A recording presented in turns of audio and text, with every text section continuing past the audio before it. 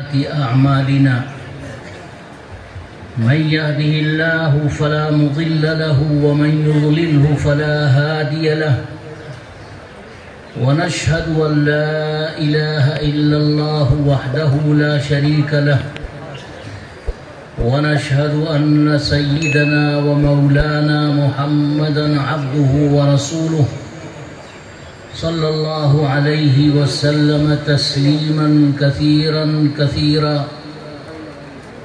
أما بعد فأعوذ بالله من الشيطان الرجيم. بسم الله الرحمن الرحيم. إنا نحن نزلنا الذكر وإنا له لحافظون. صدق الله العلي العظيم. وقال النبي صلى الله عليه وسلم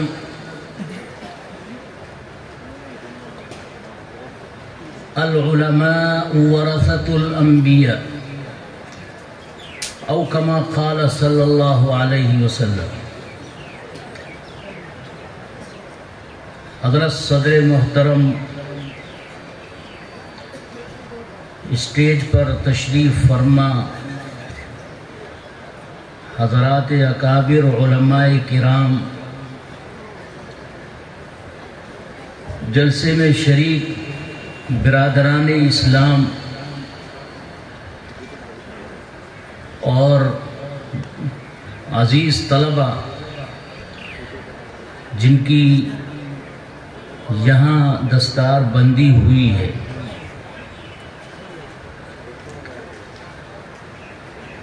جیسا کہ کل مغرب بعد میں نے طلبہ سے بات چیت کے دوران عرض کیا تھا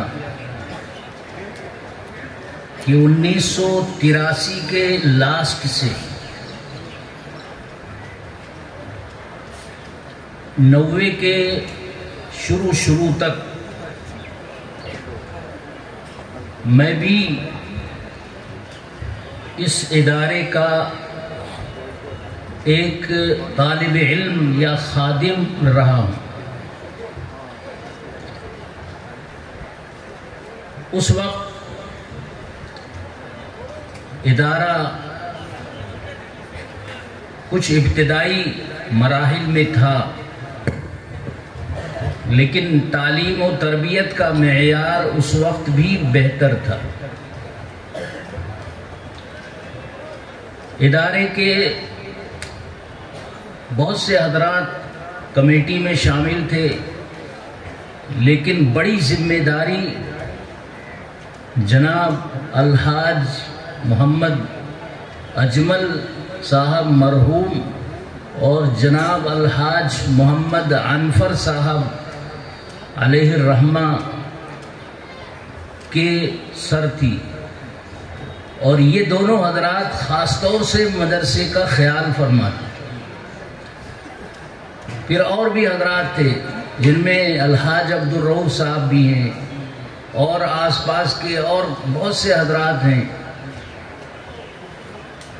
اور اس وقت جناب مولانا مشتاق عنفر صاحب یہاں اول یا دوم میں پڑھ رہے تھے.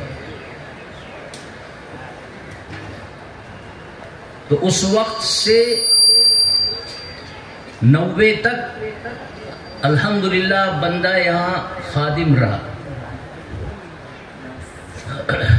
محترم بزرگوں اور دوستوں، قرآن کریم کی مشہور آیت میں نے پڑھی ہے. اللہ تبارک و تعالی اس آیت کریمہ میں فرماتے ہیں کہ اِنَّا نَحْنُ نَزَّلْنَا الذِّكْرَ وَإِنَّا لَهُ لَحَافِظُونَ. ہم نے ہی ذکر اور نصیحت کی یہ کتاب اتاری ہے اور ہم ہی اس کی حفاظت بھی کر رہے ہیں. تو اللہ تبارک و تعالی نے شیش نبی حضرت محمد صلی اللہ علیہ وسلم پر اللہ نے اپنا کلام اور اپنا بانی نبی اکرم صلی اللہ علیہ وسلم پر 23 سال میں نازل فرمایا. خود اس کی حفاظت کی ذمہ داری بھی لی، کیونکہ پہلے جو آسمانی کتابیں اتاری گئیں ان کتابوں کے جو مخاطب تھے ان کو یہ کہا گیا تھا کہ وہ اس کتاب کو پڑھیں، اس کو سمجھیں، اس کی دعوت دیں، اس پر عمل کریں، مگر ان لوگوں نے یہ ذمہ داری پوری نہیں کی. جو علماء تھے یہود و نصارہ کے، وہ بھی تورات اور انجیل کی صحیح خدمت نہیں کر سکے. اور آج پوری دنیا میں کہیں بھی اصلی تورات اور اصلی انجیل موجود نہیں ہے. اور کسی بھی آیت کے بارے میں یقینی طور پر یہ نہیں کہا جا سکتا کہ یہی آیت اللہ تعالیٰ نے تورات میں یا انجیل میں یا زبور میں اتاری، کیونکہ علماء یہود و نصارہ جن باتوں کو چاہتے تھے اس پر عمل کرتے تھے، جو احکام کچھ مشکل تھے ان کو چھوڑ دیا کرتے تھے. بہت سے احکام کو انہوں نے بدل ڈالا، تبدیلیاں کر دی. اس لیے اللہ تعالیٰ نے شیش نبی حضرت محمد مصطفیٰ صلی اللہ علیہ وسلم پر یہ قرآن جب اتارا تو آپ آخری نبی تھے. اب قیامت تک کوئی نبی نہیں آئے گا. آپ کی ذمہ داری یہ تھی کہ آپ قرآن امت تک پہنچائیں. آپ نے قرآن کریم امت کو پڑھایا، امت کو سمجھایا. قرآن کریم ہو بہو لکھ کر اپنے پاس رکھوایا. کتنا مشکل کام تھا یہ کاغذ موجود نہیں تھا، لیکن نبی اکرم صلی اللہ علیہ وسلم نے پتھروں پہ، کھجور کے پتوں پر، چمڑوں پر، لکڑی کی تختیوں پر قرآن کریم لکھوایا. جیسے جیسے قرآن اترتا تھا وہ مکمل لکھ دیا جاتا تھا. حضور کو فوراً یاد ہو جاتا تھا. صحابہ کرام کو آپ پڑھاتے تھے، صحابہ کرام اپنے شاگردوں کو پڑھاتے تھے. 23 سال میں پورا قرآن اتارا گیا. پورا قرآن نبی اکرم صلی اللہ علیہ وسلم کو یاد ہے. پورے قرآن کے حافظ کئی سو صحابہ ہیں جو پورے قرآن کے حافظ ہیں. پورے قرآن کو حضور نے پڑھایا بھی ہے، پورے کو سمجھایا بھی ہے. پورے قرآن پر حضور نے اور صحابہ نے عمل کیا ہے. قرآن میں کیا عقیدے ہیں، قرآن میں کیا عبادتیں ہیں، قرآن میں کیا مسائل ہیں، قرآن میں کیا اخلاق ہیں، قرآن میں کیا معاشرت ہے، قرآن میں کیا کس سماج اور معاشرے کی بات کی گئی ہے. یہ ساری باتیں نبی اکرم صلی اللہ علیہ وسلم صحابہ کو سمجھاتے تھے، جس کو تعلیم کتاب و حکمت کہا گیا. اسی طرح پورا قرآن عمل میں آ چکا ہے. اس طرح آخری نبی کی جو شریعت ہے وہ قرآن، اور قرآن کی جو تشریح ہے وہ احادیث نبویہ ہیں. ان کی بنیاد پر یہ شریعت قائم ہے، موجود ہے۔ قرآن کریم کو سمجھنے کے لیے حدیثوں کی ضرورت ہے۔ صرف قرآن سن کر پڑھ کر عمل نہیں کیا جا سکتا۔ قرآن کریم میں جو احکام ہیں وہ اصولی ہیں، ان کی تفصیلات، ان کی ہدایات احادیث مبارکہ میں موجود۔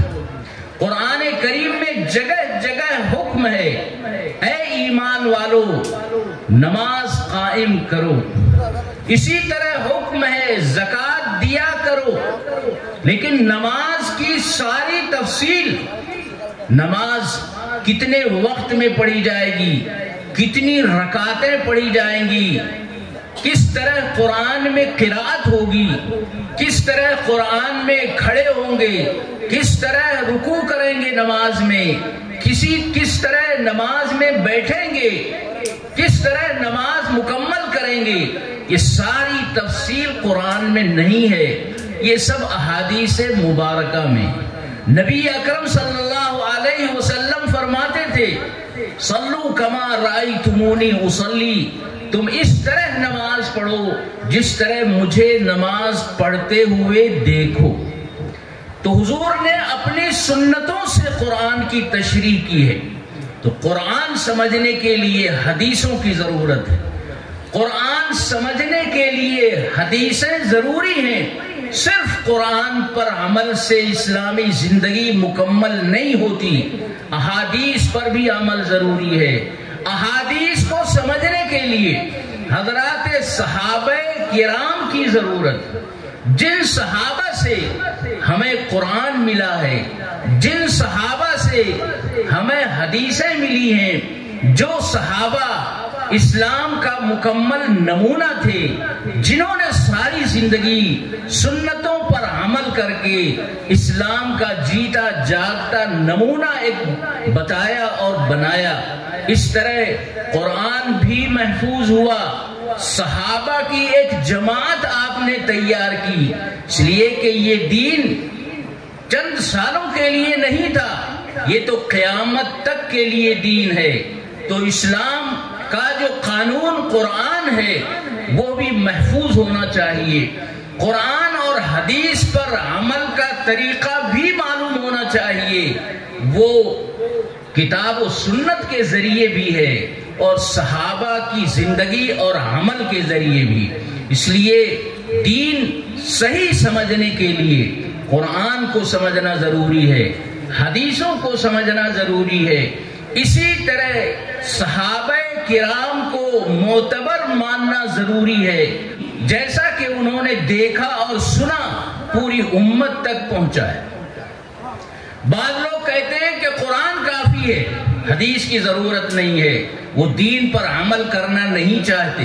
بعض کہتے ہیں کہ بس حدیثیں ضروری ہیں اور فلاں فلاں حدیثوں پر عمل کافی ہے، وہ لوگ بھی باطل پرست ہیں۔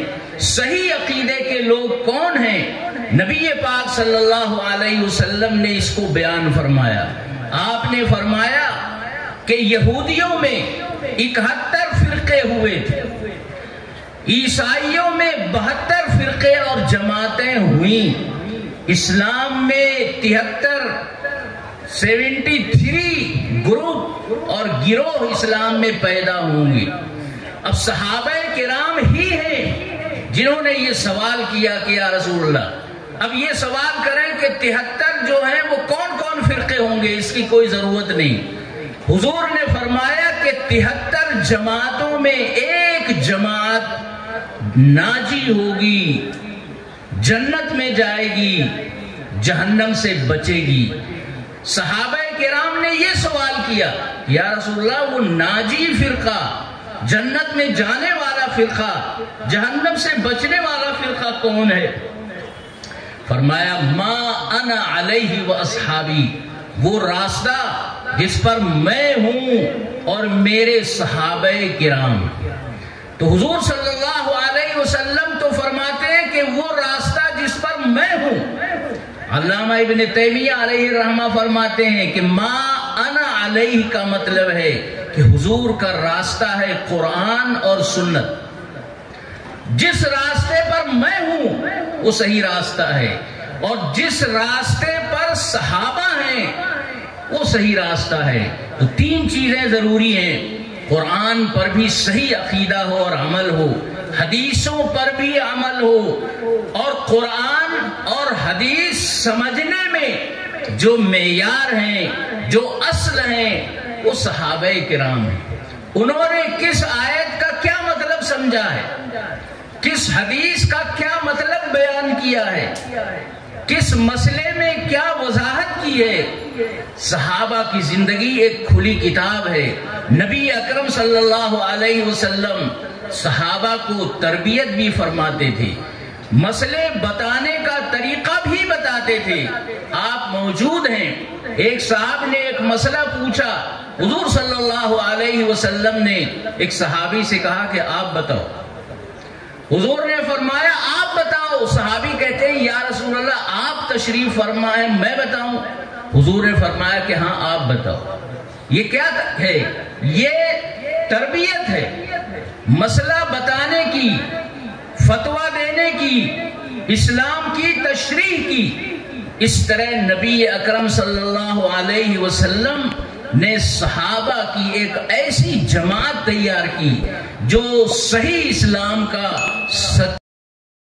وآخر دعوانا ان الحمدللہ رب العالمین۔